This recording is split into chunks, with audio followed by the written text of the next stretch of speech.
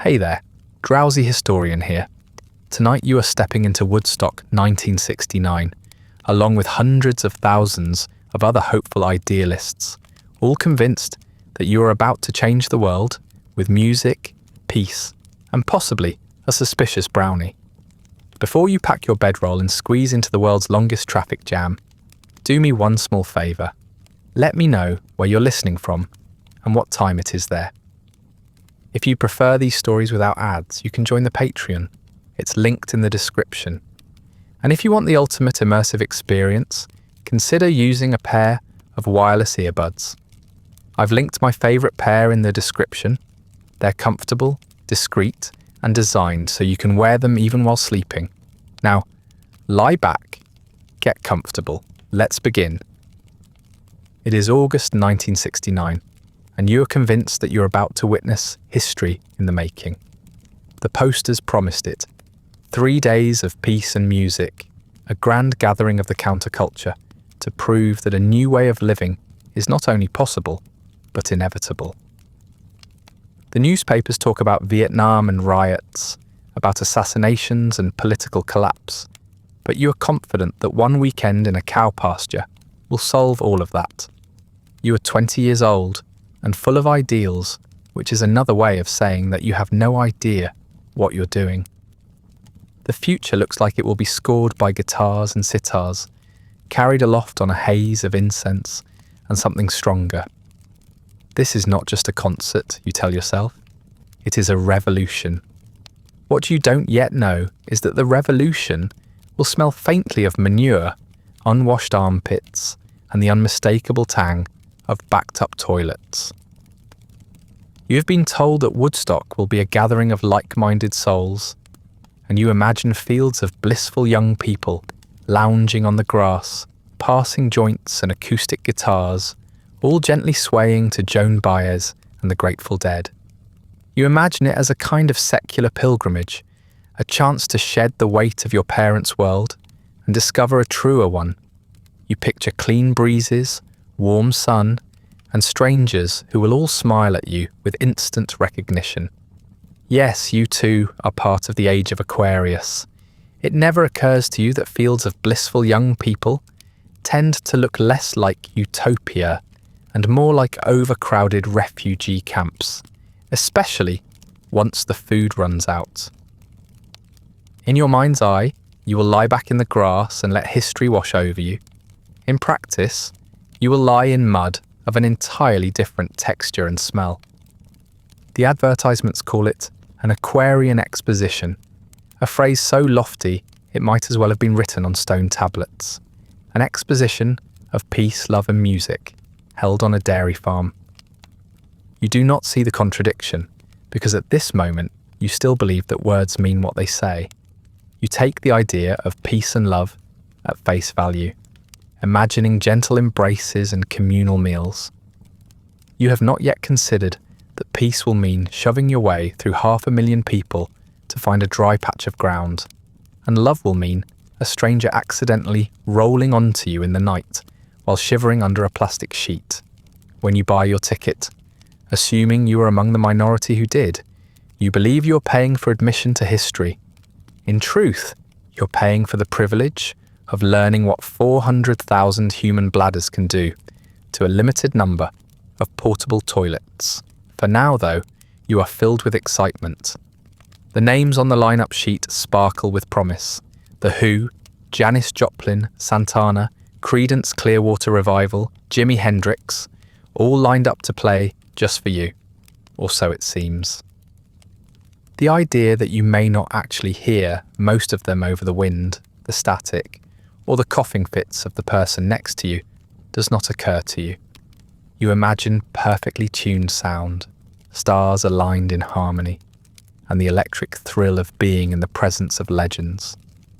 No one bothers to remind you that legends are still human, that they go on stage late, that their equipment fails, that their sets collapse into chaos, and that even the great Hendrix can only compete with rain and dysentery for so long. But this is August 1969, and in your head the music will be pure transcendent and worth every hardship. The world around you has primed you to believe in this dream. The 60s have been loud, bloody, and exhausting. There has been war in Asia, unrest in the cities, assassinations of leaders who are supposed to carry hope forward.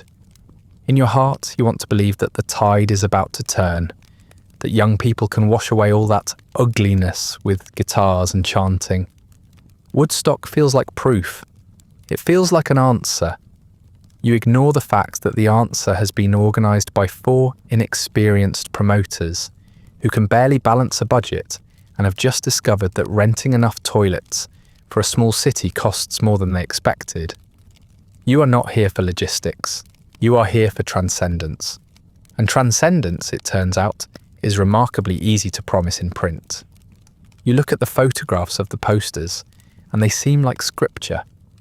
3 days of peace and music. It is a neat slogan, concise, memorable, something you can believe in without ever having to test it. A field full of strangers is one thing, a promise is another. You don't yet understand that promises scale poorly. Peace is easy in a living room with 5 friends. It becomes more difficult with 50,000. At 400,000, it requires either divine intervention or very large amounts of armed security, and Woodstock promised neither. But you are in no mood for arithmetic. You are young, restless, and eager for a story you can tell for the rest of your life. The world beyond your small circle seems full of authority, and Woodstock is supposed to be the antidote. No police, no parents, no rules, just music and fields and bodies swaying in harmony. It sounds blissful. In practice, the lack of police means the lack of any real medical care when you collapse from dehydration. The lack of parents means no one remembered to bring enough food. And the lack of rules means that if someone spikes the drinks at the free kitchen, well, good luck to you. But in your imagination, it is a utopia. You will prove to the world that youth can govern itself, that freedom and responsibility can coexist. The next few days will demonstrate precisely the opposite, but you do not know that yet. Your friends speak of the festival in reverent tones. They talk about how you'll see history, how it will be like stepping outside of ordinary time. Some of them are already imagining the photographs, the magazine covers, the songs that will come out of it. It will be myth in the making. You nod along, delighted by the prospect. You don't yet realise that you personally will appear in none of the photographs. Myths, you will discover, are more photogenic than reality, and reality has a distressing number of mosquitoes. As the days draw closer, the media begins to cover it. Some outlets predict disaster, warning about traffic, drugs and violence. You laugh at their paranoia. They are simply out of touch, you tell yourself. They don't understand youth culture. They don't realise that love is stronger than fear, that music will unite where politics divide. You tell yourself this while packing a blanket, a sleeping bag, and perhaps a few snacks. You do not consider packing antibiotics, rubber boots, or a shovel, though these will prove far more useful. In your head, you're going to a concert. In practice, you're heading into a public health experiment. The sheer scale of it does not occur to you. You know that many people are planning to attend, but numbers are abstract. 50,000, 100,000, 400,000. These are all just words until you're shoulder to shoulder with strangers, pressed together in fields with no infrastructure. You picture a crowd like a stadium audience. You do not picture a crowd the size of a small city. You certainly do not picture a small city without plumbing. But that is what awaits you. In your imagination, the setting itself is idyllic. Rolling farmland, green pastures, the gentle smell of hay. You think of it as a retreat from the noise of the world, a place of natural beauty. The fact that it is a dairy farm seems like a charming footnote rather than an ominous warning. You do not yet know what happens when rain meets manure at scale. You do not yet know that natural beauty has a way of turning hostile when you throw 400,000 bodies into it without preparation. At this moment, you see it all, as pastoral, wholesome, the perfect backdrop for your age of love. You feel a swell of excitement as the date approaches. You tell your family you're going, though perhaps you leave out a few details about who with and for how long. They roll their eyes, mutter something about wasted time, and remind you that music will not pay the bills. You don't care. This is bigger than bills. This is history. You look at your ticket again, or if you don't have one, you shrug and assume it will all work out. Rules are flexible in the 60s. You're confident you will get in no matter what. You will regret that confidence, but for now, it feels like liberation. So you pack your bag, sling it over your shoulder, and step out into the warm air of August, full of optimism and youthful certainty. The adventure begins in the car, and for the first half hour, you can almost believe the posters. You and 4 friends are crammed into the back and front seats of a dented sedan, along with a cooler someone swears will last the entire weekend. The trunk is stuffed with sleeping bags and a half-collapsed tent. The mood is buoyant. Mark strums a guitar in the back seat. Dave waves a hand-rolled cigarette out the window, and Rick, the driver, insists he knows a shortcut that will shave hours off the trip. And Elliot is already preaching about how Woodstock will be the dawn of a new consciousness. Spirits are high, and the illusion of peace and love remains intact, at least until you hit the first traffic jam. It isn't a minor delay. It's not even the kind of traffic you groan about on the way to the beach. It's biblical. Cars crawl bumper to bumper, stretching as far as the eye can see, a metallic serpent winding its way toward the dairy farm. Windows are down, radios blaring, and your friend in the passenger seat keeps leaning out to shout, "Peace, brother," at every car that inches by.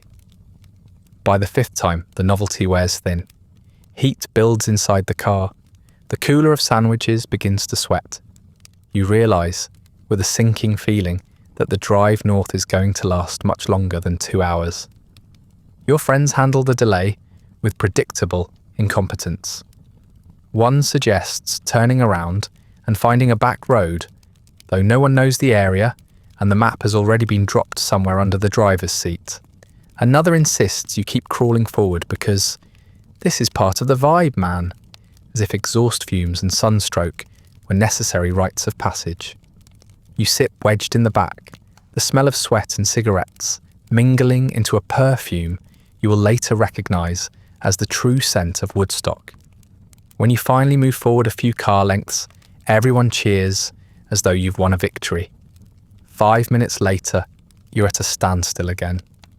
Hours pass, the sandwiches in the cooler become limp and unappetising, and one friend begins hoarding them, eating 2 in succession, and swearing he'll make them last.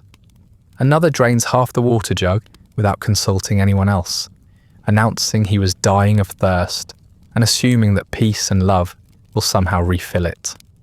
Rick is visibly sweating, both from the heat and from the rising gas gauge, which edges closer to empty with each minute of idling. You attempt to nap, but the cramped seat and the constant chatter of your companions make it impossible. By mid-afternoon, you've begun to envy the cars abandoned on the roadside, their owners striding ahead with freedom, unburdened by 4 companions who won't stop arguing about which band they're most excited to see. Eventually, the police wave cars off the road entirely, declaring the traffic jam unsalvageable. Rick curses, pulls to the shoulder, and kills the engine. For a moment, no one moves. You sit in silence, staring at the endless line of stalled vehicles ahead, as if sheer willpower might make them vanish. Then comes the inevitable suggestion: you'll have to walk. Everyone groans, but there is no choice. You shoulder your bags, grab the cooler, tent, and blankets from the trunk, and lock the car with a prayer that it will still be there when you return. Around you, hundreds of others are doing the same, spilling out of their vehicles and trudging toward the festival grounds. The road looks less like a highway and more like the trail of a mass migration, a pilgrimage of sweat, exhaustion, and poor planning. The first mile is bearable. Spirits are high again, and Mark insists on strumming the guitar as you march, though it quickly becomes clear that 3 chords repeated endlessly are less inspiring than irritating. Dave decides to lighten the load by opening the cooler and handing out warm beer, declaring it breakfast for the soul. Elliot, of course, refuses the beer, muttering that alcohol dulls the senses, so Dave drinks 2 himself, which only makes him louder. The pace is slow, the heat unrelenting, but at least you're moving. You tell yourself it's all part of the story, that you'll laugh about this later. By the 2nd mile, the mood has shifted. The cooler has become an unbearable weight, and no one wants to carry it. You take a turn, but the strap digs into your shoulder, and the melted ice sloshes unpleasantly with every step. Rick drops back, moaning theatrically about blisters, until you threaten to leave him behind. Strangers trudge alongside you, equally miserable, equally deluded about how much further it might be. Someone assures the group that the site is just over that hill, but every hill only reveals another stretch of road clogged with bodies. The optimism you felt in the car has evaporated into sweat, and the smell of the crowd grows stronger with each passing hour. Your friends cope in their own ways. Mark has given up playing and now uses the instrument as a walking stick, which earns him glares from those who have already stumbled over it. Dave has stopped to relieve himself twice on the side of the road, ignoring the fact that children are watching. Rick has invented a limp that gets more dramatic with every step. You try to keep everyone moving, but you are slowed by their antics, their whining, and their inability to walk in a straight line. Peace and love, you remind yourself, though the mantra has begun to sound hollow. Somewhere along the 3rd or 4th mile, the crowd begins to resemble a battlefield retreat. People abandon coolers, shoes, and blankets by the roadside, too exhausted to carry them further. When you protest, he waves a hand and declares that the universe will provide shelter. The universe, you suspect, has other priorities, but you lack the energy to argue. You keep walking, wondering how long before your own supplies are sacrificed to the ditch.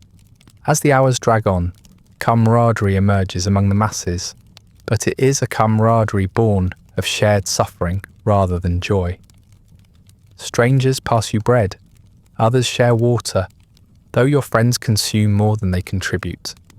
One insists on telling everyone you meet that you're part of history, that this is bigger than anything else in your lifetime. His enthusiasm is grating, but you're too tired to shut him up. Instead, you nod and trudge forward, sweat dripping into your eyes, legs aching, shoulders rubbed raw from the bag strap. The pilgrimage to peace and love feels suspiciously like forced labour. The sun begins to dip, and with it, your energy. The road narrows, funneling the human tide into smaller and smaller spaces. Dust rises from the churned ground, coating your skin, mixing with sweat until you feel grimy all over. Your throat is parched, your stomach hollow, and every step feels heavier than the last. Your friends are in no better shape. Rick hobbles dramatically. Dave belches constantly. Mark hums tunelessly. You resist the urge to strangle them all and keep moving, because at this point, the only way forward is forward. At last you crest a hill and see the farmland spread before you. The rolling green pastures are dotted with bodies, tents, and smoke from campfires. From here it looks less like paradise and more like a city under siege. The sound carries faintly, laughter, shouting, the distant thrum of a stage being tested. You feel a flicker of relief that the ordeal is nearly over, though exhaustion blunts any real excitement. Your friends cheer weakly, raising their arms as though they have survived a marathon. In a sense, they have. The final mile is a blur. You shuffle forward in lockstep with the tide, pushed from behind, pulled from ahead. The fences come into view, flattened, trampled, irrelevant. People pour over them like water through a broken dam. Your friends press close, trying not to be separated in the crush. You clutch your bag tighter, ignoring the ache in your arms, and focus only on staying upright. The farm looms larger, the sound louder, the smell sharper. This is it. You have arrived at the perimeter of Woodstock, and every part of your body is already screaming in protest. You glance at your friends, sweaty, grimy, half delirious, and you realise that whatever this weekend holds, it has already taken more out of you than you thought possible. You're exhausted, and the music has not even begun. The first thing you discover as you reach the edge of the festival grounds is that your ticket is essentially worthless. One of your friends digs his crumpled stub from his pocket, clutching it as though it were a sacred relic, only to realise that the fences it was supposed to get him through have been trampled flat. Another friend laughs in triumph, waving his stub aloft and declaring that you've all wasted your money, because now the whole thing is free. Rick, who shelled out the most for his ticket, groans audibly and mutters that he should have bought stock in a bottled water company instead. You, meanwhile, are too exhausted to care. Ticket or not, everyone is pouring into the site in a single, unstoppable tide, and you and your companions are swept along with it. What was marketed as an orderly gathering of 50,000 feels more like the evacuation of a small country.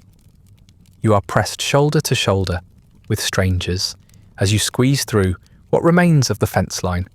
Volunteers in flimsy staff shirts hover nearby, flapping their arms in vague gestures of direction, but they might as well be trying to hold back a flood with their bare hands. One of your friends mutters that this must be what the fall of Rome felt like, and for once, you agree. Civilization here ended not with a bang, but with a trampled ticket booth and a faint odour of manure. Once inside, the scale of the disaster is immediately apparent. Blankets and sleeping bags carpet the hillside in every direction, already claimed by bodies that appear welded to the ground. You and your friends pause at the edge of this human mosaic, clutching your bags and trying to figure out where you might wedge yourselves. Mark insists that you should push closer to the stage so you'll have a good spot for Hendrix. Rick collapses into the dirt almost immediately, declaring that he's found the perfect place right where he's sitting. Never mind that it's the path people are using to shuffle by. Dave argues that you should stay near the road for easy access to food, though what food exactly he thinks will materialise is unclear. You realise grimly that you may spend more energy wrangling your companions than actually finding a campsite. As you attempt to move forward, you step carefully between blankets, apologising each time your foot lands on someone's sleeve or shoe. Your friends are less delicate.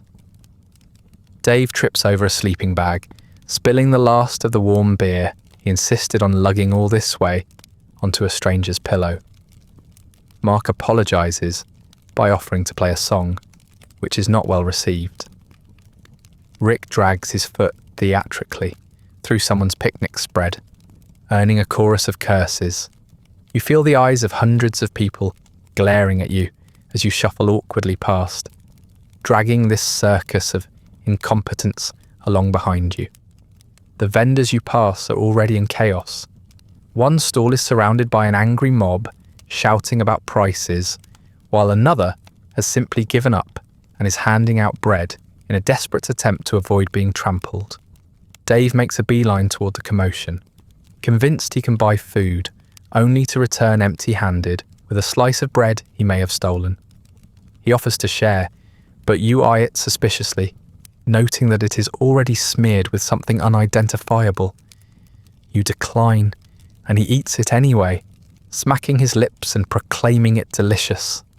His stomach will soon disagree, but for now he is triumphant. The noise is overwhelming. Radios blare competing stations, guitars are plucked at random, and everywhere you turn, voices rise in laughter, argument, or incoherent chanting. One of your friends declares that this is true community, gesturing expansively at the cacophony. You are less convinced. Community implies some degree of order. This is more like entropy with slogans. A woman nearby is already screaming at a stranger who stepped on her blanket, while two men argue heatedly over who owns the patch of dirt between them.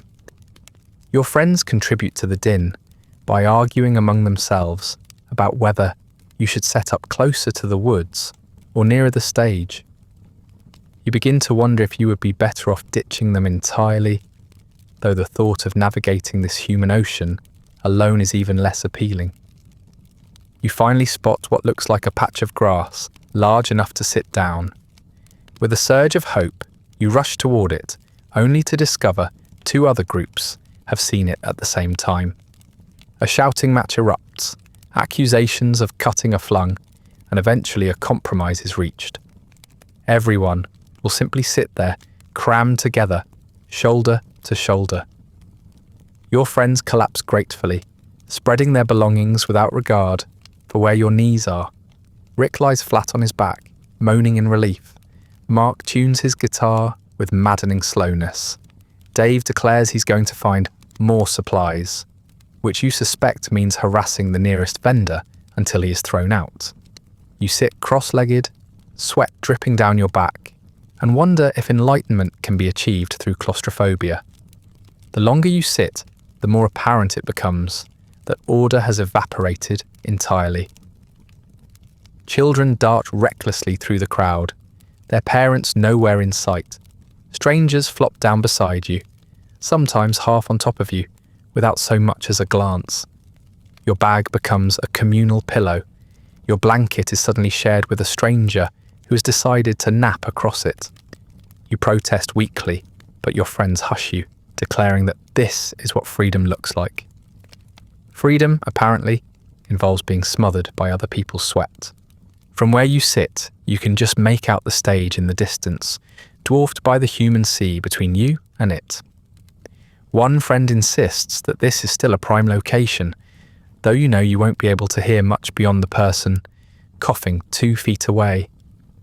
The stage looks fragile, like a child's construction project, and you wonder how it will possibly support the weight of the promised bands.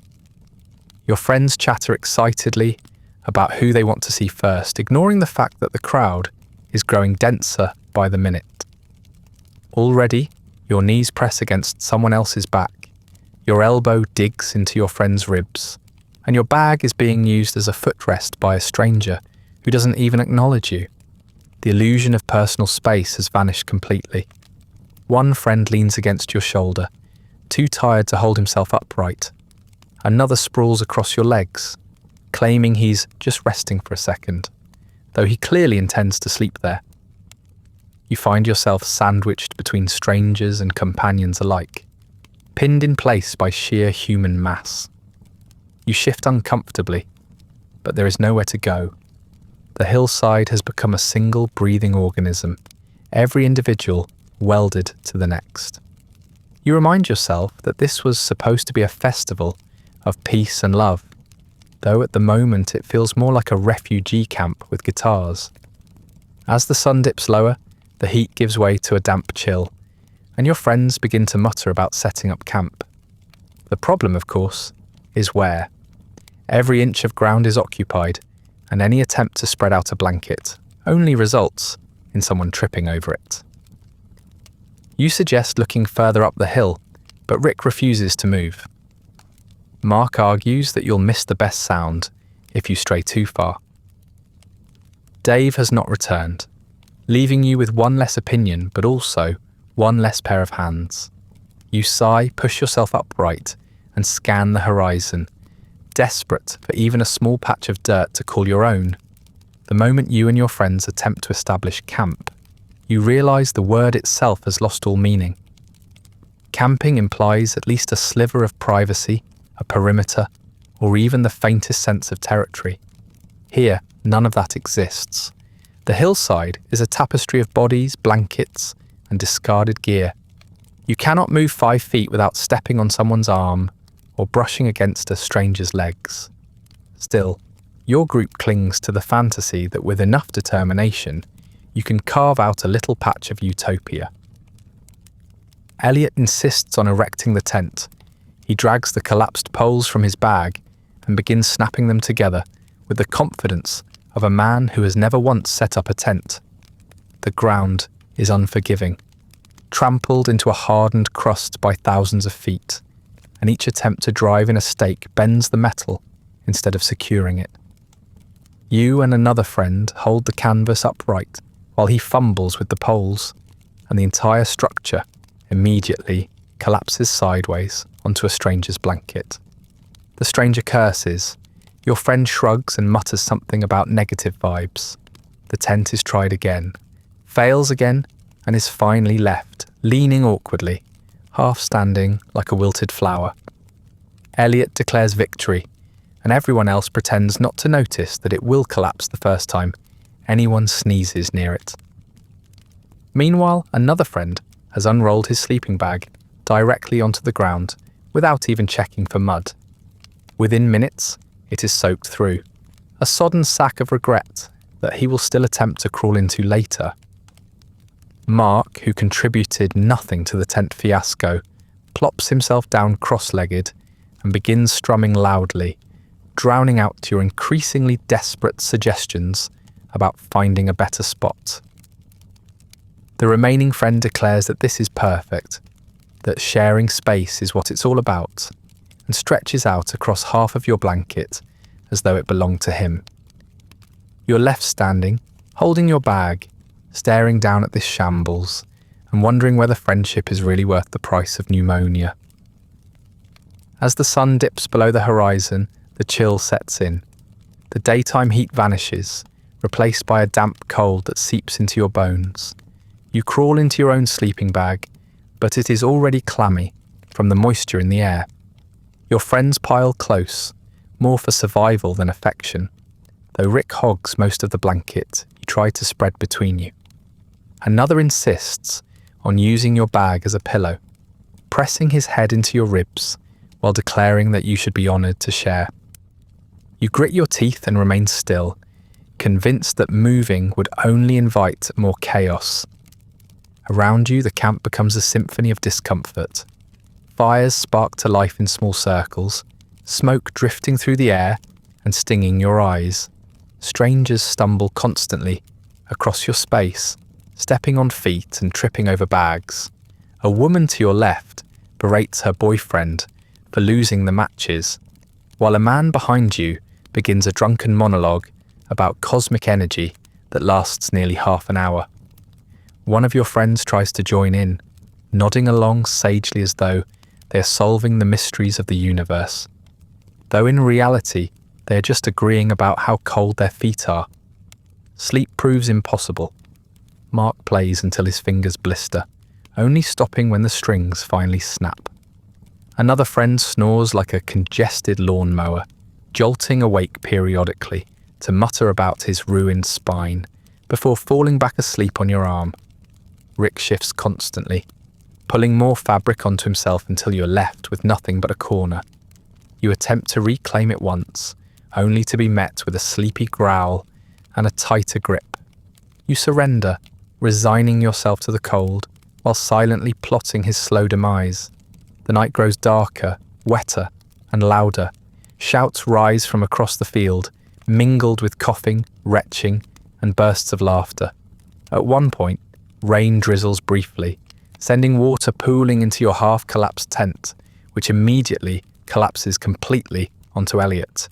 He thrashes beneath it like a man drowning in canvas, until the rest of you half-heartedly tug it off. He declares he is fine before curling up on the wet ground. His snores begin almost instantly.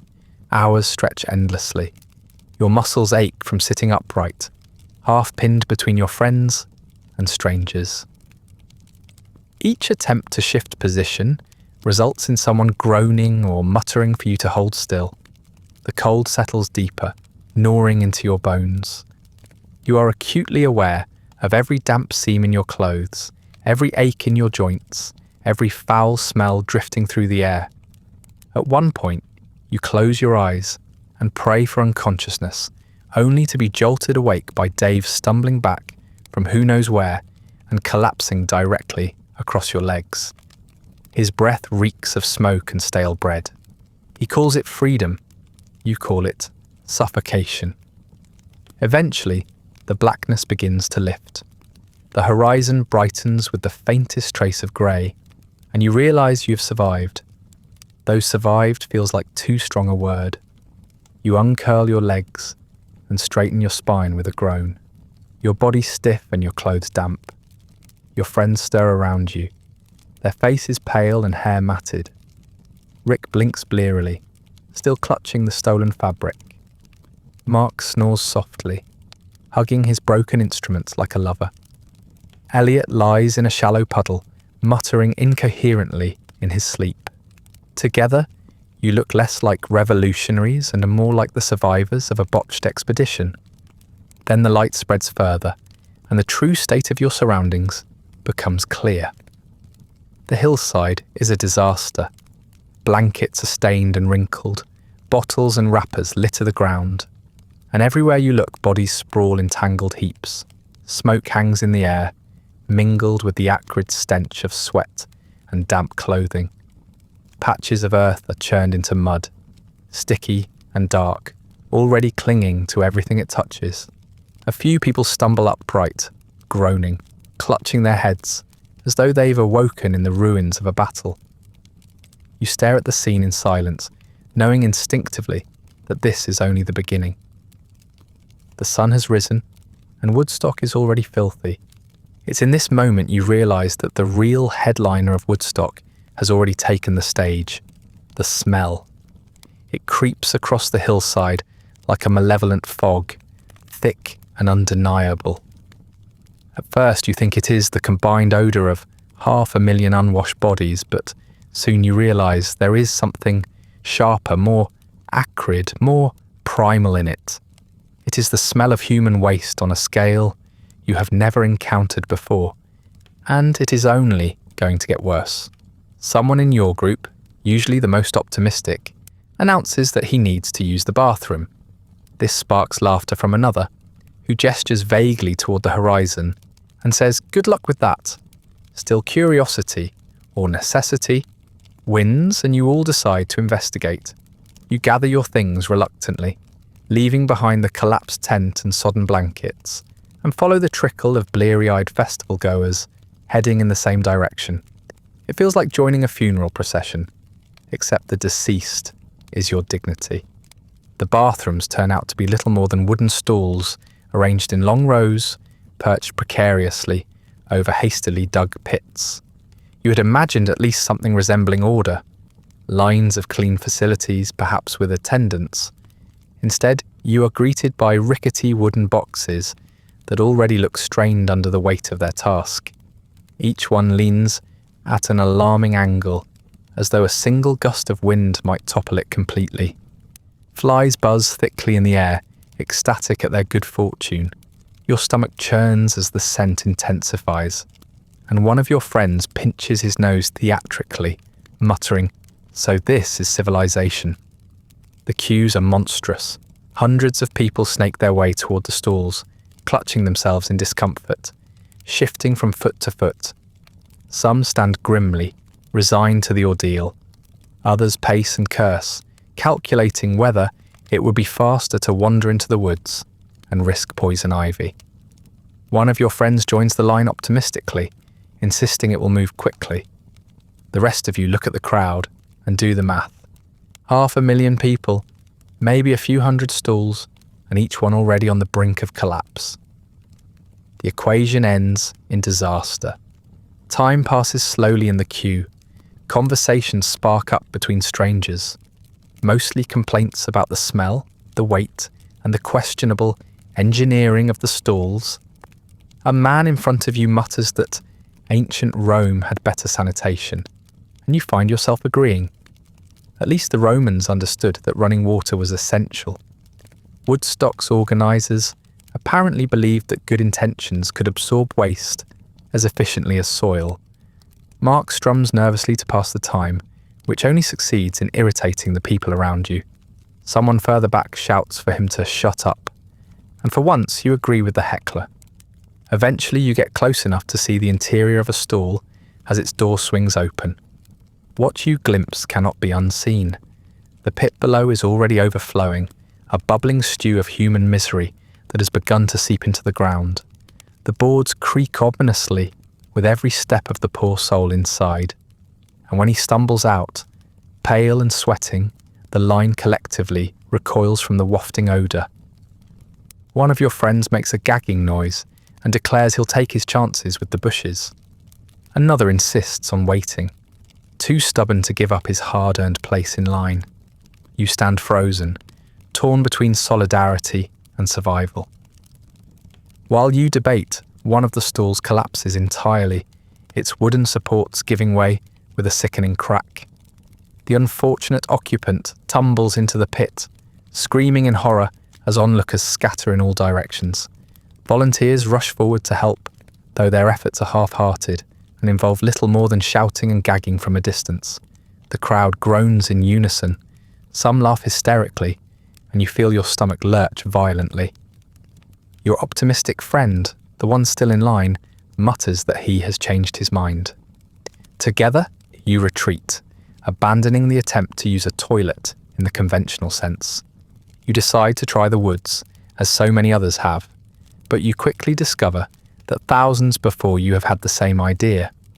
The tree line is littered with evidence of a desperate improvisation. Tissue, scraps of clothing, and unpleasant surprises lurking underfoot. Privacy is non-existent. You wander a few steps deeper, but every direction reveals another grim tableau of squatting strangers. The illusion of natural purity is shattered. This is not Thoreau at Walden Pond. This is humanity at its least poetic. Your friend with the weak stomach retches violently, and the rest of you flee back toward the field, noses covered with sleeves. The problem is not confined to the latrines or the woods. The entire ground is slowly becoming a sewer.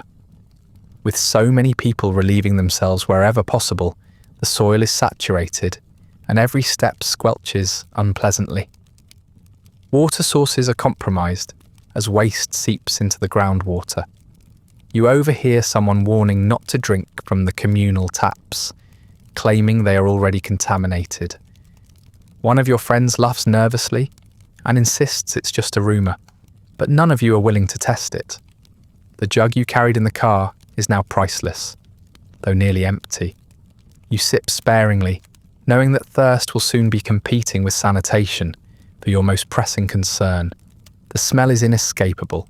It clings to your clothes, your hair, your skin. You try to breathe shallowly through your mouth, but the taste of it seeps in regardless. Your friends begin to argue about solutions. Mark suggests burning incense, though no one has any. Dave insists alcohol will sterilize the body, holding up his bottle like a medical discovery.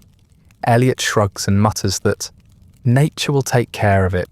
Though you're fairly certain nature is already overwhelmed, you begin to understand why ancient cities collapsed under the weight of their own filth, why cholera swept through populations, why civilization depends on sewers more than slogans.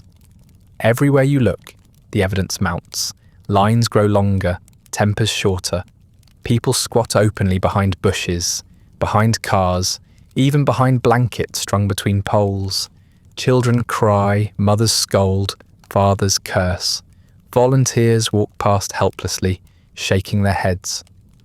You hear someone say that the army might have to step in, and you laugh bitterly at the irony.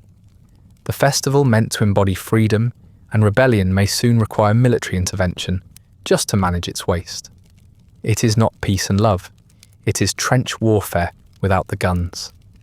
You and your friends make one last attempt to find a tolerable spot, wandering further along the hillside. The stench follows. No matter where you go, the air is heavy with it.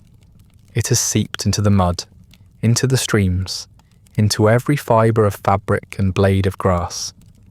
You sit down wearily on your blanket, only to leap up again as the smell intensifies the moment you settle. One of your friends groans that he cannot take it anymore. At last you accept the truth. There is no escape. You flee the latrine area, desperate for fresh air, but the stench clings to you. Later that day, The clouds swell from a vague grey bruise on the horizon and darken into something more menacing. You notice it first while standing miserably in the stink of the fields. The light shifts, the warmth bleeds away, and a damp chill creeps into the air. Your friends squint upward, one muttering that it looks like a sprinkle, while another shrugs and says, "A little rain never hurt anyone."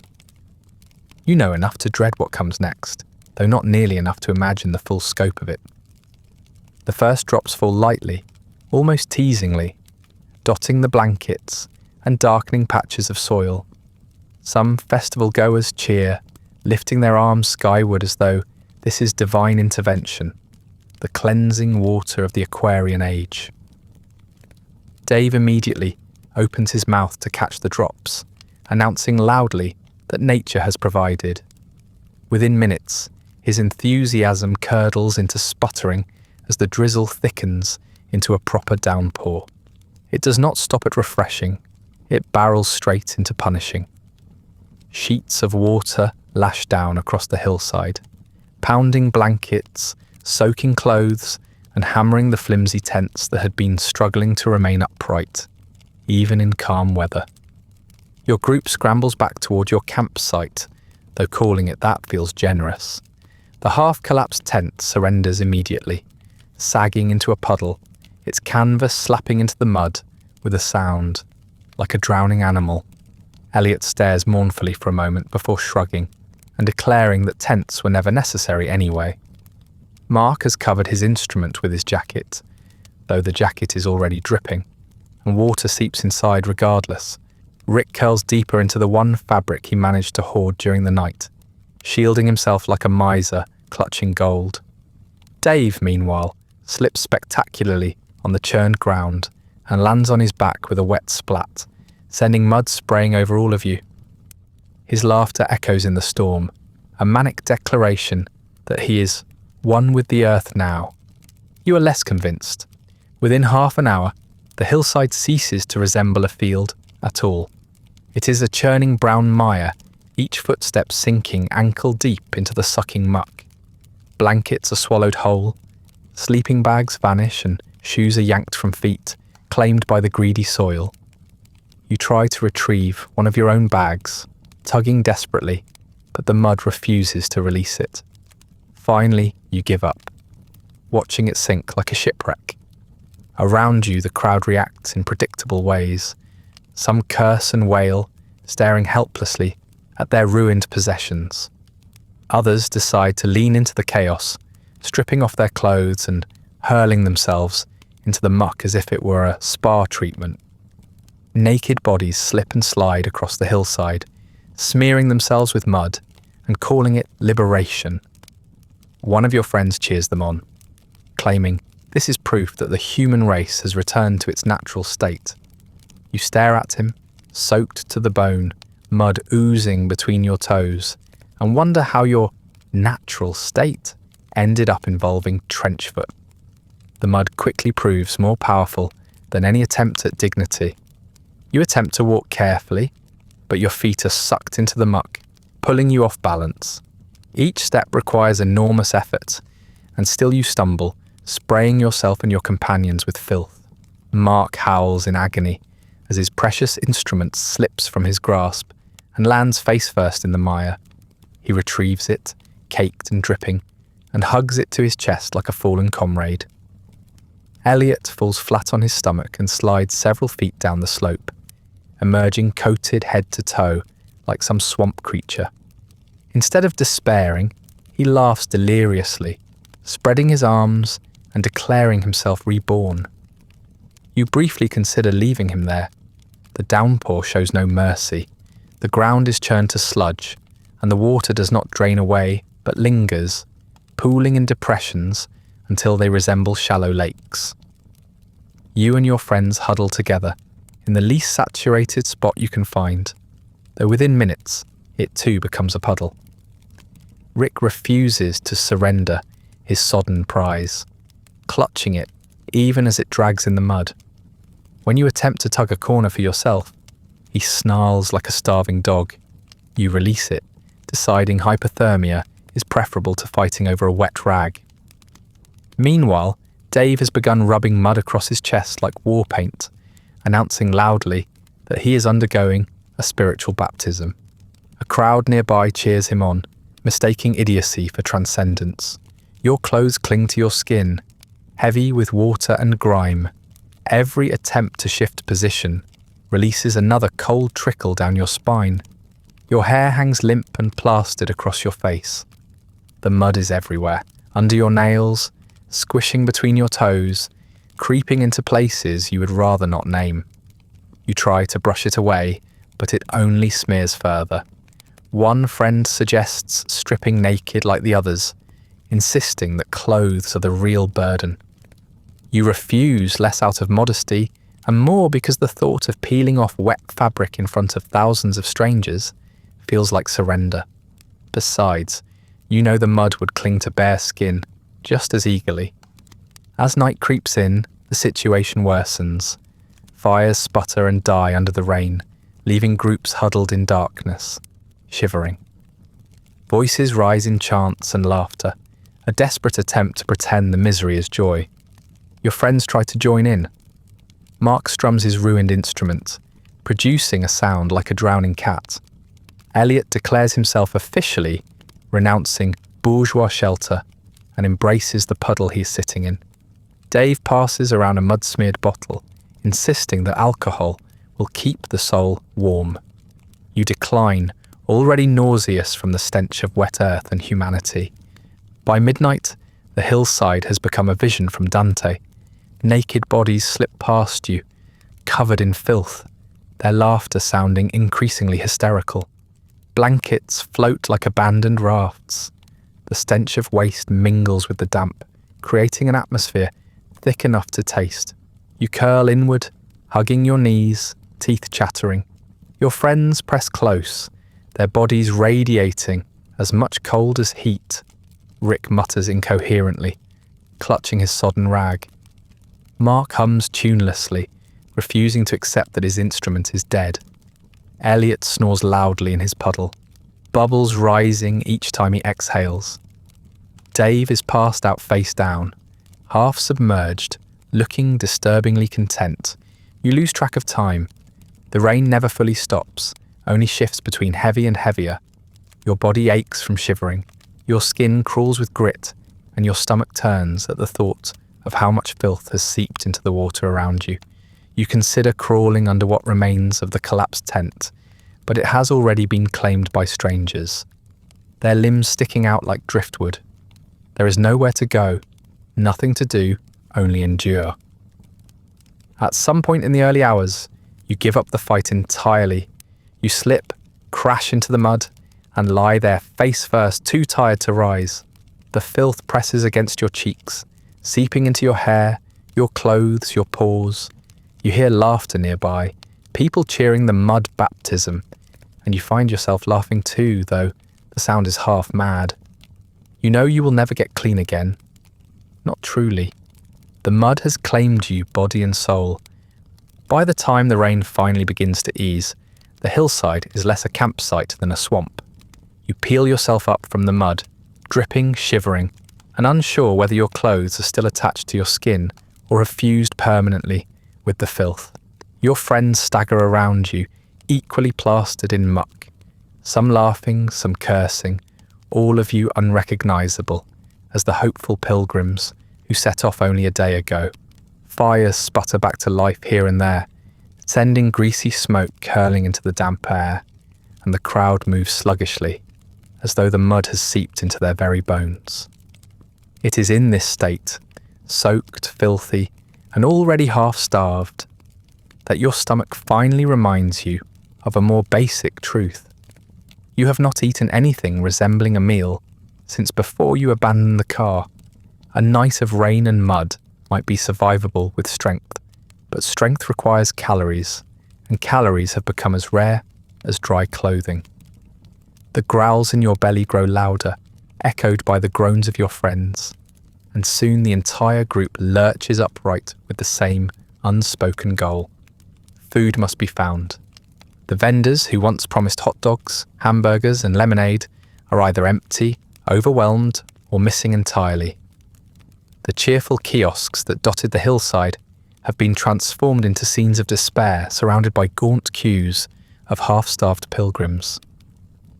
Your friends, never ones for strategy, immediately begin bickering over which vendor looks most promising. Mark insists on finding something hearty, while Dave suggests skipping food entirely in favour of liquid courage. Elliot, who is now covered permanently in a sheen of mud, argues that fasting is spiritual and that you don't need to eat at all. You, however, are painfully aware of your stomach growling, and you insist that you all at least try the lines. Eventually, you choose one stall that still seems to have a functioning table and a person behind it. You join the back of the line, only to realise that it stretches so far you cannot even see the front. Hours pass. The line moves in jolts, with long periods of immobility, where you stand sweating in the sun, clutching your bag and glaring at your friends. One attempts to cut ahead by joining a group of strangers, only to be dragged back by your arm. Another wanders away and returns triumphantly with a single slice of bread he begged off someone else. He waves it like a trophy, tears it into 4 pitiful pieces, and declares, "You all will share." The bread is damp, sour, and gritty between your teeth, but you chew it anyway, desperate for calories. The others nod solemnly, as if you've just partaken in a sacred ritual rather than shared garbage. When at last you reach the front of the line, you discover the food stall has nothing left except a few suspicious sandwiches wrapped in wax paper. They are being sold for a price that would bankrupt a small nation. Your group pools its remaining money, coughing up damp bills and loose change, and you buy 2 sandwiches to split between 4 people. The vendor does not look apologetic as he hands them over. He looks exhausted and faintly disgusted. You take one, peel back the wrapper, and stare at the contents. A thin smear of something that might be cheese, possibly mould, possibly both, and a few slices of limp lettuce clinging to soggy bread. You take a bite anyway, because hunger has robbed you of standards. Your friends react predictably. Dave declares it delicious, though he says this about everything. Mark insists that at least it is authentic, whatever that means. Elliot eats silently, eyes glazed, as though chewing is a form of meditation. You chew mechanically, ignoring the slimy texture and the way it sticks in your throat.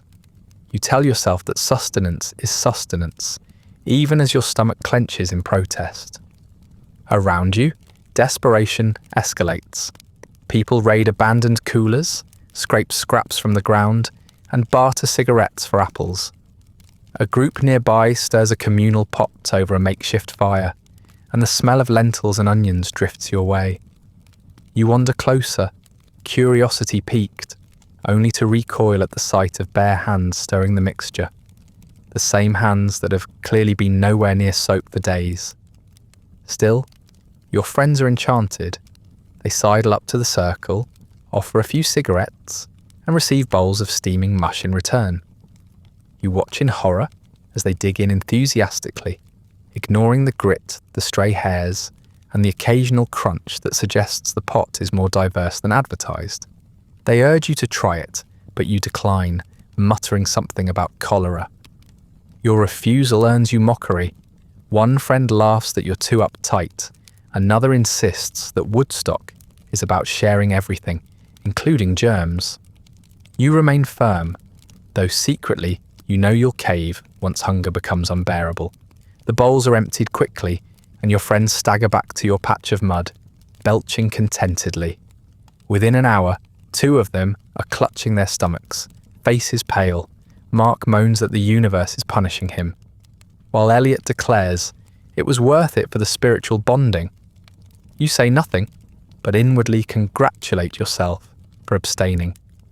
Then your own stomach growls angrily, reminding you that your reprieve is temporary. By afternoon, word spreads that the hog farm commune has set up a free kitchen somewhere on the grounds. Desperate, you and your friends set off to find it, stumbling through the mire and following the smell of wood smoke. When you arrive, you discover a chaotic scene. Enormous cauldrons of stew bubbling over open fires, tended by volunteers with wild hair and vacant smiles. They ladle the concoction into tin cups, handing it out freely to the endless line of hungry souls. You join the line, hopeful, only to watch the servers stir the pot with bare arms up to the elbow, bits of dirt and ash clinging to their skin. You glance nervously at your friends, but they're too hungry to care. When it is your turn, you accept the bowl reluctantly. The contents are a brownish sludge, dotted with floating vegetables and a vague sheen of oil. You raise it to your lips, and the smell nearly stops you. Still, you take a sip, because at this point, starvation trumps hygiene. The taste is indescribable, salty, bitter, gritty, with a texture that suggests something has gone terribly wrong. You force it down, gagging, while your friends slurp theirs noisily and declare it amazing. Within minutes, the stew sits in your stomach like a rock, and you know you have made a mistake.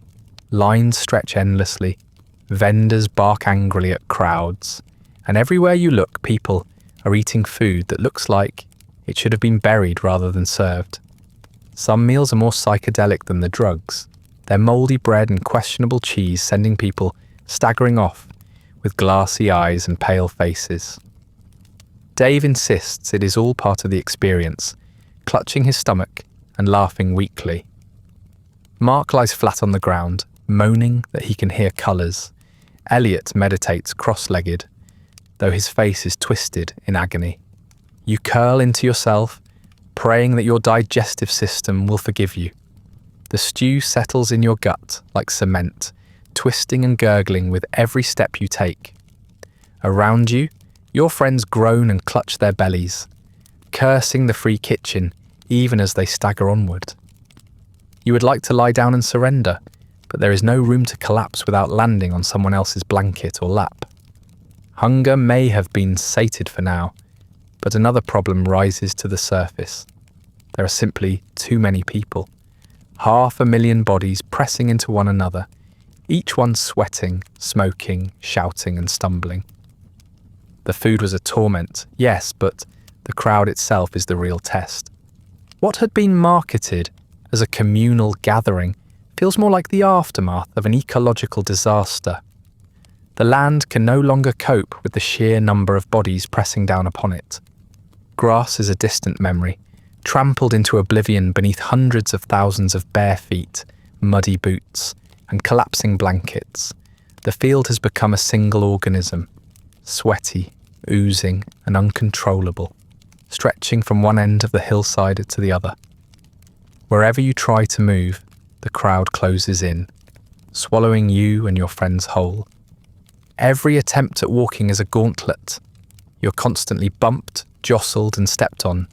A stranger plows into you from behind, mutters something incoherent about cosmic energy, and keeps moving as though your foot were not throbbing. Another collapses sideways, landing half across your lap before rolling over to vomit into the mud. One friend is shoved so hard he drops what remains of the blanket, which vanishes instantly beneath a tide of trampling feet. He howls in outrage, though no one pays attention. In the space of seconds, the fabric is absorbed into the collective sludge, indistinguishable from the waste around it. You realise then that ownership at Woodstock is meaningless. Everything, blankets, food, dignity, is communal property, claimed by whoever steps on it first. Your friends cope poorly. Mark insists on strumming as you shuffle forward, convinced that the crowd needs his contribution to the soundscape. The result is a discordant twang that blends with a dozen other out-of-tune instruments, each wielded by someone equally convinced they are a prophet. Dave staggers constantly, sloshing liquid onto strangers and earning glares that he interprets as admiration. Elliot insists you should all meditate in the middle of the human tide, dropping cross-legged into the mud until you drag him up by the arm. Peace and love may be the slogan, but irritation is the reality, and you are drowning in it. Privacy is gone. Everywhere you turn, naked strangers sprawl across the ground, coated in mud and declaring themselves reborn. You sit briefly to rest your legs, only to have one such figure collapse half across you, sighing contentedly and using your shoulder as a pillow. When you try to shove him off, he only smiles dreamily and whispers something about cosmic unity. Your friends laugh unhelpfully while you endure the weight of a stranger's sweat and filth. Eventually he rolls away, leaving you smeared and shuddering. The others find this hilarious. You do not. The density of people makes the air itself oppressive. Heat radiates from the mass of bodies, clashing with the lingering damp from the rain. Every breath tastes of smoke, sweat, and mildew. Flies buzz everywhere, attracted to the open food containers, the overflowing trash, and the omnipresent waste. You swat them away, only to realize they are a permanent feature now, as ingrained as the mud between your toes. One of your friends mutters that the flies are part of the ecosystem, as though that should comfort you. You reply that cholera is also part of an ecosystem. He falls silent. Sound is constant, layered, and maddening. Somewhere in the distance, a band is testing equipment, but the noise doesn't reach you clearly. Instead, you are trapped in a cacophony of competing guitars, tambourines, and congas, each played without skill or rhythm. Strangers sing loudly and off-key, some inventing lyrics, others shouting mantras about love and peace. The effect is less a chorus of harmony and more a battlefield of noise, each group determined to drown out the others. Your friends try to add their own voices, howling along with a nearby circle of singers, while you sit in silence, ears ringing. The thought occurs that the actual musicians might never be able to cut through this wall of amateur racket. Everywhere you look, the ground heaves with movement. Couples roll in the mud, either making love or simply too exhausted to stand, and you try not to look too closely to determine which. Groups dance in wild, uncoordinated spasms, splattering muck onto everyone within reach. Children dart dangerously through the crowd, vanishing into the sea of legs and reappearing moments later, sticky and filthy. You wonder what they will remember: the music, the mud, or the sheer terror of losing sight of their parents in a mob the size of a city. Your friends are no help. Mark points and laughs. Dave calls it beautiful. Elliot declares it proof of communal evolution. You think it looks like a crisis. Standing still is no better than moving.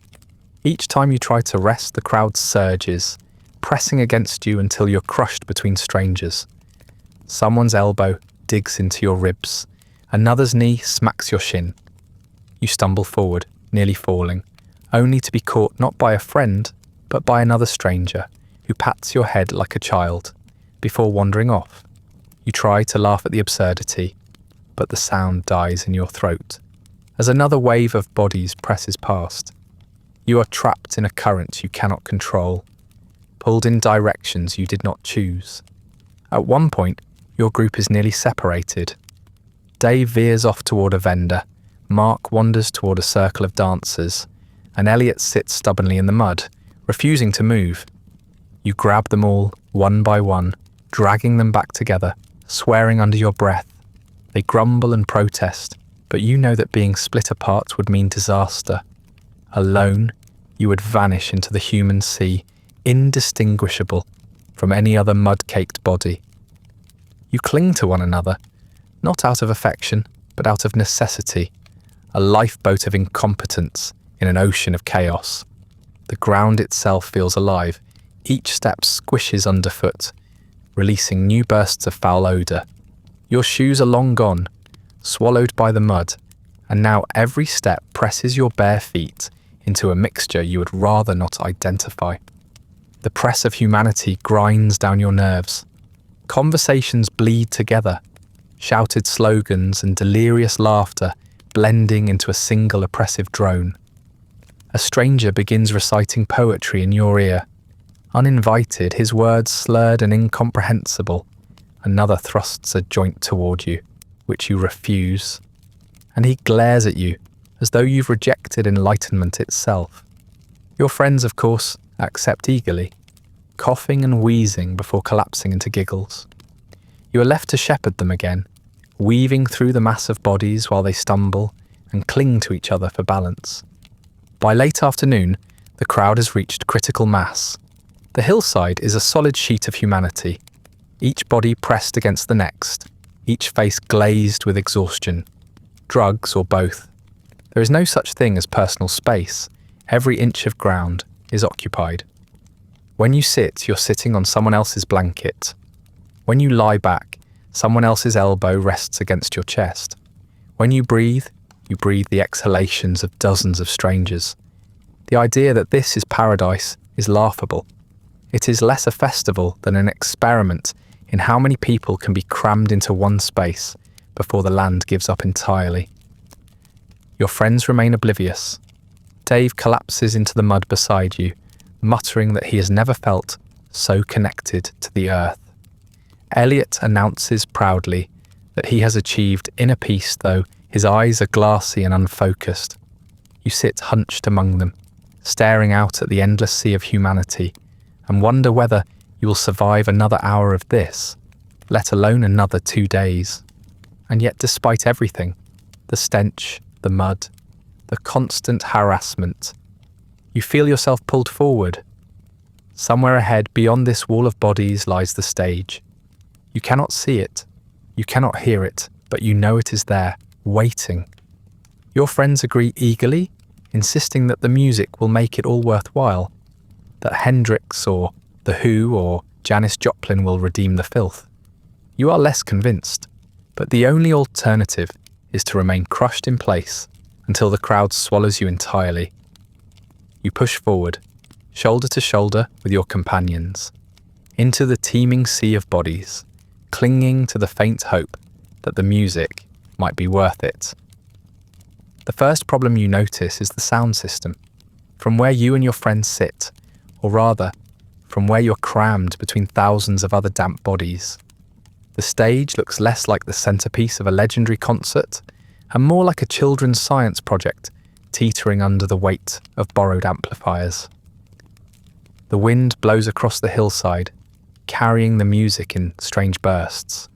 One moment you catch a few bars of a guitar riff, the next it's gone, replaced by the hacking cough of the man behind you or the drunken bellow of Dave trying to sing along without actually knowing the lyrics. What you hear most consistently is not the music, but the noise of 400,000 other people competing with it. When a band does take the stage, delays mean it is often hours later than scheduled. You spend long stretches waiting, shivering as the damp settles deeper into your clothes, while rumours ripple through the crowd about who might be performing next. Mark insists Santana is due. Elliot swears it will be The Who, and Dave mutters incoherently about Bob Dylan, who in reality is hundreds of miles away and not performing at all. When the music finally does start, you have already lost feeling in your feet. Your back aches, and the anticipation that once sustained you has thinned into resentment. The performers themselves are at the mercy of the weather and the chaos. Microphones cut in and out. Guitars buzz with feedback. Voices are swallowed by the wind or drowned by the roar of the crowd. The great communal sing-along you imagined is instead a confused murmur, each cluster of people hearing a different fragment of sound, struggling to recognize the song through distortion. You try to focus, to tell yourself you're witnessing history, but you cannot shake the thought that you might as well be listening to a transistor radio underwater. Your friends naturally make the experience worse. Mark insists on playing along with every band, his own broken instrument producing only twangs and buzzes. Elliot sits cross-legged in the mud, eyes closed, swaying as though he's communing directly with the music, though you suspect he cannot hear it any better than you. Dave shouts requests at the stage, oblivious to the fact that no one on it can possibly hear him.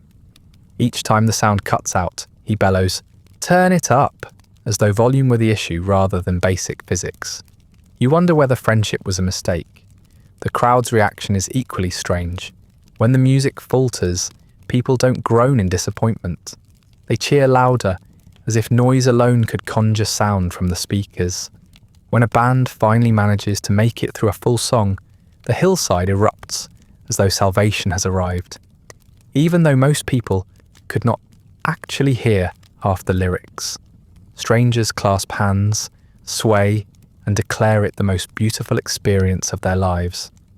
You glance at your friends, who nod enthusiastically, and you realize with despair that everyone has collectively decided to hallucinate the concert they wanted, rather than admit the one they actually got. Night falls, and with it comes the true misery of scheduling. Acts are delayed for hours, shuffled around by weather, broken equipment, and sheer exhaustion. You wait in the cold, damp darkness, clutching your knees, while your friends argue over whether to stay awake or nap in the mud. When a band finally takes the stage, it is often past midnight, and your body is too numb to appreciate it. You force your eyes open as the Who thrash their instruments, but you cannot focus. The sound drifts in and out. Your eyelids droop and your head lolls. Your friends sway beside you, mumbling incoherently, their own attention split between the music and their various stomach pains. What was supposed to be electric feels more like torture by endurance. At one point, Mark shakes you awake, insisting that Janis Joplin is on stage. You sit up, blinking through the drizzle, and squint toward the lights. You hear a voice, strong, raspy, undeniably hers, but the words vanish on the wind before they reach you. You nod anyway, pretending you're moved, because everyone else around you is crying, holding hands, declaring it transcendent. You realize you could be listening to static, and they would still weep. The myth of Woodstock has already begun to write itself, even as reality falls silent. The hours drag on. Bands cycle through, each delayed, each fighting against the elements. Some play at 2 or 3 in the morning, their sets heard only by those who manage to stay awake. You drift in and out of consciousness, head jerking upright each time a cheer erupts. Your friends fare no better. Dave passes out entirely, drooling into the mud. Elliot mutters about enlightenment in his sleep.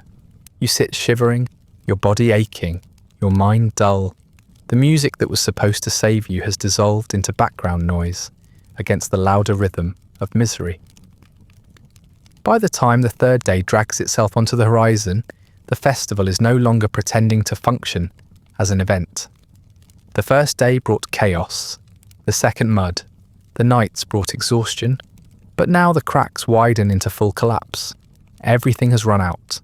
The food, the water, the medical supplies, and even the patience of the people who once swore they came here for peace and love. The myth of Woodstock is still being born around you. Photographers capture wide shots of the crowd, interview dreamily grinning couples, frame the chaos as beauty, but the lived reality is much less poetic. The organisers are finished. Their dream has drowned in its own sewage, and the only thing left to do is wait for someone else to take control. You notice the change in atmosphere immediately. People who once shouted slogans about love now mutter bitterly about bread. Strangers shove past each other with less apology. Lines for vendors, which had been disorganised but hopeful, have dissolved entirely into mobs that surge at the sight of even a rumour of food. The hillside looks like a defeated battlefield. Blankets shredded, tents collapsed, bodies sprawled in exhausted heaps. Your friends are silent, their usual chatter dulled by hunger and fatigue. Mark cradles his broken instrument, but no longer strums it. Dave clutches his empty bottle like a relic. Elliot has stopped philosophising and simply stares at the mud, and Rick mutters that if someone tries to take his sodden rag, he'll fight them. You realise then that peace and love lasted about 48 hours, and hunger has done what politics and parents could not. It has broken the spirit of the counterculture. Medical tents are overwhelmed. You pass one as you wander the grounds, clutching your stomach, and glimpse the chaos inside. Volunteers scurry between cots, tending to people collapsed from heat stroke, food poisoning, and bad trips. Supplies are scarce, bandages rationed, water stretched thin. A nurse wipes her forehead with a sleeve and mutters that they're out of antibiotics. Your friends peer inside, one joking weakly that it looks like a MASH unit, and for once the comparison doesn't seem exaggerated. You hurry past, not wanting to add your own nausea to the list of casualties. Rumours swirl through the crowd. Someone insists the organisers have fled. Another claims the National Guard is coming to shut the whole thing down. Someone else whispers that food is being airlifted in, which sounds absurd until you hear the distant thrum of helicopters overhead. You tilt your head skyward and see them. Military choppers circling above the mud-soaked farm, lowering crates by rope. The crowd erupts in cheers, waving their arms as though salvation has arrived. You cannot help but laugh bitterly at the sight. Woodstock, the utopian festival of peace and love, has become so unmanageable that the United States Army is conducting humanitarian relief. You imagine the irony is lost on no one, and yet everyone cheers anyway. The drop zones become instant battlegrounds. Crates hit the mud and are immediately swarmed by desperate hands. Volunteers try to form orderly lines, but the attempt collapses instantly as hundreds surge forward. You and your friends join the stampede, stumbling over bodies, shoving past strangers, caught in the undertow of desperation. Mud sprays into your face, hands claw at your arms, someone shouts angrily in your ear. It feels less like peace and love and more like looting after a natural disaster. You think of photographs from famine relief missions, of people scrambling for aid in faraway countries, and realise you are living the same scene, only in New York State and to the soundtrack of guitars. One of your friends falls into the muck, crying out as someone steps on his hand. You yank him upright, shouting, but the crowd presses tighter, swallowing you both. Dave charges ahead, elbowing people aside with surprising aggression, while Elliot stands dazed, muttering that this isn't how it was supposed to be. You want to shout back that nothing here is how it was supposed to be, but your voice is lost in the roar. The crowd surges again as a crate splinters open, spilling out loaves of bread and cartons of supplies. People claw at them like starving animals, ripping chunks free, stuffing them into their bags, their shirts, their mouths. The smell of crushed food mingles with the ever-present odour of waste and mud. Someone shoves a loaf into your chest, and you clutch it instinctively, but it's snatched away before you can even register it. You dive forward, grabbing at the debris, and manage to pull free a single crust of bread. It is dry, crumbly, and speckled with mud, but you grip it like treasure. Around you, people scream, laugh, cry, clutching their prizes as though salvation has truly arrived. Helicopters thrum above, their rotors scattering spray, while the crowd below writhes in chaos. You stagger back, clutching the crust, and find your friends in the mire. Mark clutches half a loaf, triumphant but smeared with mud. Dave has an armful of cartons he cannot possibly carry, dropping them with every step. Elliot has nothing, only a vacant look in his eyes as though enlightenment has betrayed him. Rick grips a soggy bag of rolls, snarling at anyone who comes near. You realise, with grim clarity, that this is what your grand Aquarian experiment has been reduced to. A bread riot under army helicopters. As the frenzy subsides, you slump onto the hillside, panting. Around you, others do the same, cradling their spoils. Some tear into the food immediately, others stash it jealously, glaring at anyone who glances too long. The noise dies down to a dull murmur, punctuated by chewing, coughing, and muttered curses. You stare at the crust in your hand, its edges already disintegrating in the damp air, and feel a wave of nausea. This is not peace or love or music. This is survival, barely. You raise the bread to your mouth and take a bite. It is hard, tasteless, gritty with mud. Your stomach growls, both grateful and resentful. You chew slowly, swallowing against the dryness, forcing it down. Around you, your friends do the same, each gnawing at their share in silence. The helicopters circle once more, their engines humming like an ominous reminder. Before fading into the distance, you sit with the bread in your hand, staring blankly at the chaos around you, and realise that you are no longer an audience member at a music festival. You are a relief aid recipient. It is the last day of Woodstock, though time itself feels warped beyond recognition. 3 days have been stretched thin by mud, hunger, sleeplessness, and sewage, so that every hour feels like it could have been a week. By tonight, the music will sputter to a close, and in the morning, the great migration will reverse itself. 500,000 bodies limping back toward their abandoned cars. That thought should bring you relief, but instead it hangs heavy, as though the festival intends to wring every last ounce of strength and sanity from you before it will let you leave. If the overflowing latrines, the mudslides, and the bread riots weren't enough, Woodstock still has one more ordeal to offer: the drugs. In the glossy memory that would later be printed in coffee table books, the haze of psychedelics was painted as transcendent, a collective expansion of consciousness that turned chaos into beauty. Photographs would show blissed-out faces glowing with peace, hands entwined, minds supposedly open to higher truths. What those photographs would not show is the flip side, the vomiting, the paranoia, the bad trips echoing through the night, and the suspicion that everything you touched was either spiked or contaminated. People claimed they saw God. You saw sewage. Your friends fling themselves into the haze with reckless enthusiasm. Mark is the first, accepting a tab of LSD from a stranger whose pupils were so wide you could practically see your reflection in them.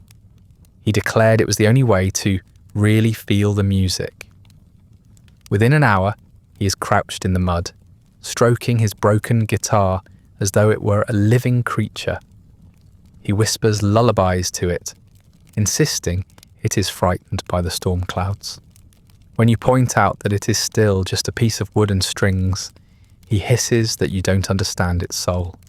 He cradles it for hours, rocking back and forth, while you sit in silence, wondering if friendship was ever a good idea. Dave takes a different approach. He gulps down whatever liquid is handed to him. Bottles, jars, cans, each one of mysterious origin. He staggers through the crowd, singing tunelessly, pausing only to shout nonsense at strangers, who look as baffled as you feel. At one point he declares loudly that he is the reincarnation of Elvis, despite Elvis being very much alive. When someone passes him a joint, he inhales deeply, chokes until his eyes water, and then insists that he has just seen the future. You ask what it looks like. He belches, falls over, and mumbles that it looks like more beer. Elliot, unsurprisingly, seeks enlightenment. A barefoot woman presses mushrooms into his hand, swearing they were grown in the soil of truth. He eats them reverently, sits cross-legged in the mud, and closes his eyes. Hours later, he opens them again, staring upwards with glazed wonder, and whispers that the raindrops are made of light, and that the universe is breathing. When you tell him that the raindrops are just rain, he smiles with pity, as though you are the child who doesn't understand. He spends the rest of the day with his arms outstretched, murmuring about cosmic balance while mud trickles steadily down his sleeves. You try to resist, at least for a while. Your stomach is already fragile, your nerves frayed, and your trust in strangers non-existent. But refusal makes you stand out. Everywhere you turn, people offer tabs, pills, brownies, cookies, blotters, pipes and powders. They insist it's free, it's safe, it's necessary. Decline too many times and you're accused of being a cop. One stranger grins and shoves a brownie into your hand before wandering off. Your friends cheer, urging you to join them, reminding you that this is the last day and you can't leave without trying it. Against your better judgment, you take a bite, the soggy edge dissolving unpleasantly on your tongue. At first, it's only dizziness, a faint hum in the air, the sense that the ground beneath you has softened even further. Then it sharpens into nausea, cramps tightening in your gut until you double over.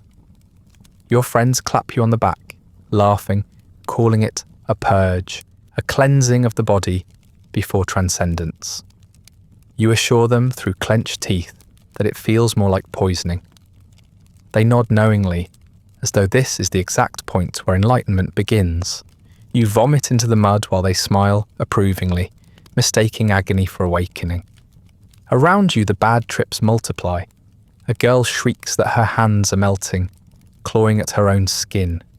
A man strips naked and sprints across the field, screaming that he can fly, only to skid face first into the muck. Another sobs uncontrollably, convinced the helicopters are dropping gas. Rumours ripple through the crowd. The acid is laced with strychnine, the brownies with speed, the water with something worse. You clutch your stomach remembering the half-eaten brownie and wonder grimly what precisely you just consumed. The soundtrack to your misery is not the bands, but the endless amateur strumming of strangers convinced they are prophets. One nearby man plays Kumbaya on repeat, each verse more tuneless than the last. You curl tighter, groaning, while his voice drills into your skull. When you beg him to stop, he only smiles dreamily and insists the music is healing you. You vomit again, directly into the mud at his feet. He nods solemnly, interpreting it as proof of his success. Your friends unravel in their own ways. Mark presses his ear to the earth, weeping as he claims the mud is whispering secrets to him. Dave staggers in circles, convinced he is on stage, screaming lyrics to songs that don't exist. Elliot sways in the drizzle, chanting about balance, his voice cracking with each breath. They look like prophets in their own minds, lunatics in yours. You sit between them, soaked, trembling, hollowed out, and wonder how any of this will be remembered as beautiful. As night falls, the chaos peaks. Cries ring out across the hillside, some ecstatic, some terrified, some impossible to distinguish. Shadows lurch across the mud as fires flicker and die, leaving faces illuminated by sudden bursts of lightning. Naked figures writhe, some dancing, others convulsing. Smoke curls thickly through the air, acrid and suffocating. The entire hillside has become an asylum without walls. Half its inmates convinced they're enlightened, the other half curled in fetal positions. You shiver among them, your body racked by cramps, your head filled with noise, your throat raw from vomiting. Everywhere you look, people are offering more. Another brownie, another cookie, another vial that will open your mind. You shove them away, shaking your head. Whatever illusions you once had about transcendence are gone. The only thing you want is silence, food, and a functioning bathroom. The idea that this is paradise is now laughable. If this is enlightenment, you would prefer darkness. Your body has nothing left to give. You are empty, trembling, your skin clammy, your stomach twisted in knots. Your friends are sprawled in the mud, eyes glazed, still muttering about visions, still convinced they have ascended. As you drag yourself upright, mud clinging to your clothes, you make a quiet vow. Never again will you take food from strangers. Never again will you mistake a soggy brownie for enlightenment. You spit into the mud, tasting bitterness and bile, and swear to yourself that you will never trust a baked good. again. When the sun finally begins to rise, you hear it, the opening wail of Hendrix's guitar. The sound cuts through the damp air, sharp and raw, unmistakable, even at this distance. For a moment, you feel a flicker of something like awe. This is it, the moment everyone will talk about, the performance that will become legend. Hendrix plays as dawn paints the sky, his guitar screaming a national anthem, warped and broken, and the crowd sways as if they are part of something eternal. You want to feel it, you want to believe, but all you can think about is the ache in your bones and the emptiness in your belly. The music was supposed to save you. Instead, it has simply confirmed what you already knew. Nothing here works the way it was promised. You clutch your knees tighter, trying to stay upright, as Hendrix's final notes wail into the morning air, fading into exhaustion. After that, the hillside is quiet, not in serenity, but in exhaustion. The groans of bodies rising from the mud sound like the chorus of a battlefield after a retreat. Blankets peel away from the ground with a squelch, tents collapse further into themselves, and shoes are abandoned where they were sucked off by the muck. Whatever remained of peace, love, or music has evaporated in the night. All that is left now is the long walk back to the car. Your friends stir beside you, each one a wreck in his own way. Mark's hands are raw, his beloved instrument ruined beyond recognition, its strings stretched and mud-caked. He still cradles it like a wounded pet, muttering that it told him secrets in the night. Dave moans dramatically, his stomach revolting against the mixture of bad alcohol and worse smoke, but he clutches an empty bottle as though it were his talisman. Elliot stares vacantly at the clouds, lips moving in silent meditation, though the only thing spiritual about him now is the smell rising from his clothes. Rick clutches his filthy rag as if it were worth its weight in gold, swatting at anyone who comes near it.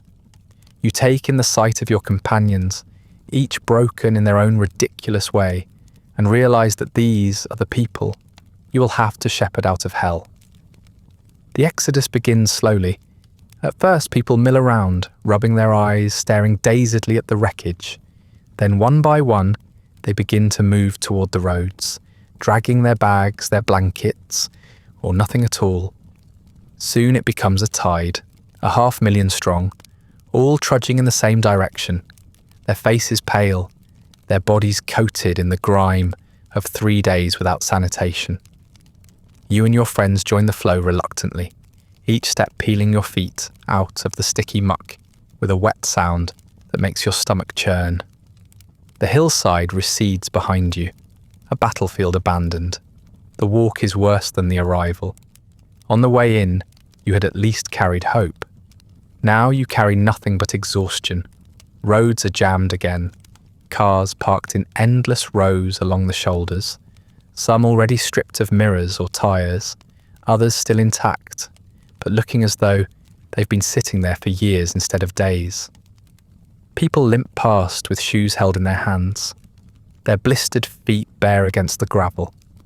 Some collapse into ditches, too weak to continue.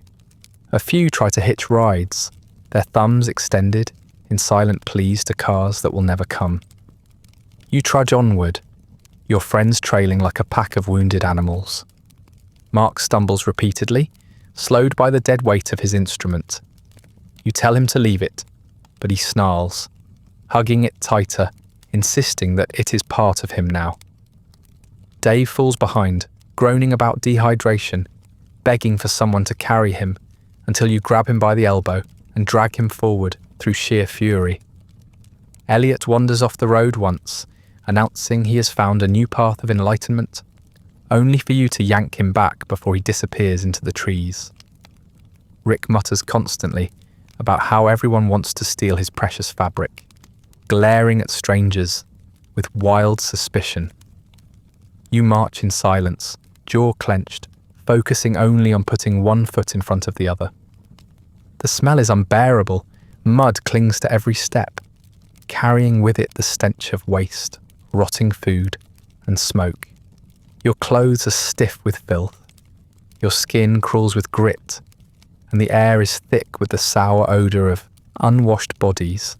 The sun beats down, merciless after days of rain. Sweat trickles down your back, stinging the sores where your clothes have rubbed raw. You dream of water, of soap, of a bathroom with a door that locks. Paradise has been redefined. The road is littered with the remnants of the great experiment. Abandoned coolers burst open and crawling with flies, sleeping bags too sodden to carry, spread across the roadside like discarded corpses. Half-empty cartons of milk turn sour in the sun. A trail of debris stretches for miles, evidence of a mass migration that cared little for what it left behind. Your friends pick through the wreckage occasionally, scavenging for food or souvenirs, but everything they find is spoiled or broken. Mark attempts to strap on a second ruined guitar, he discovers, until you shout at him to leave it. He sulks but obeys, muttering that you're crushing his art. You lose track of time. The march stretches endlessly, every hill revealing another line of cars, another stretch of road clogged with bodies. People shuffle along in silence, too tired to speak, their faces set in grim determination. Occasionally, someone sings weakly, but the sound dies quickly. Even the most optimistic souls have nothing left to give. The myth of Woodstock is already forming somewhere else, in magazines, in photographs, in the mouths of those who will claim it was beautiful. But here, in the muck and exhaustion, it feels like defeat. Finally, after hours of trudging, you see it. Your car, the dented sedan where it all began, waiting like a mirage at the roadside. Relief floods your chest, though it is muted by sheer fatigue. Your friends cheer weakly, shuffling faster, though they look less like victors and more like survivors of a disaster stumbling toward rescue. Rick fumbles with the keys, hands trembling, and manages to open the door. The smell of stale upholstery greets you, but to your nose it is sweeter than perfume. You collapse into the back seat, your body sinking into the cracked cushions as though they were the arms of an angel. Every muscle sighs in relief. Every joint protests less violently. Your friends pile in around you, groaning, muttering, too weary to bicker. For a moment, silence reigns inside the car, the only sound the faint buzz of flies outside and the low hum of distant voices still straggling along the road. You close your eyes, letting the stale air wash over you, and feel yourself drifting. In that moment, you make a vow. Never again will you chase illusions of paradise across fields and highways. Never again will you leave the sanctuary of your bathroom, where toilets flush and water runs clear, where food comes from a refrigerator instead of a stranger's cauldron, where sleep is possible without mud for a mattress. The dream of peace and love has dissolved into mildew, ringworm, and the knowledge that utopia smells faintly of sewage. Whatever history remembers about Woodstock, you will remember this: the aching hunger, the filth, the exhaustion, and the sweet, holy relief of sitting in a car seat that isn't damp. And that brings us to the end of tonight's story. Not a weekend of peace and love, but 3 days of sewage, rain-soaked blankets, bread riots, and the kind of enlightenment that mostly involved mud. History would later dress it up in flowers and guitars, but for those who were there, the mud was real, the toilets were not, and the music was largely drowned out by the sound of retching.